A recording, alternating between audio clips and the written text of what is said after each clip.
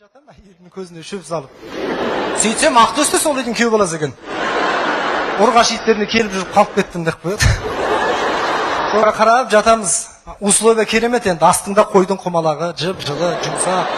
Үстіңде живой көрпем масалар деген. Жамыласында ұйқылы көрезім.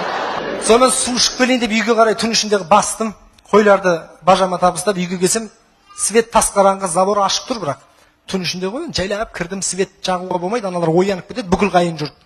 Жайлап келдім де қала дейін сипалап келіп үстіне қол соқсам, стаканда су тұр екен. Жаным кіріп түбіне дейін сіміріп алдым. Ішінде бір нәрсе сыңғырата қалып, орнына қойдым да шықтым да бажамның қасына қайтып келіп жаттым. Азанда үйге келсем, үйде қырғын, соғыс, қайнатам ашуланып жүр, қайсың болсаң таянбаймын деп. Ойбай, қайнатау не болды десем, мыналардың біреуі түнде протезімнің суын төгіп тастапты деп тұр. 5 минутта қартайып кеттім. Қайнатам жеген тамақтары көз алдымнан пленка болып өтті да.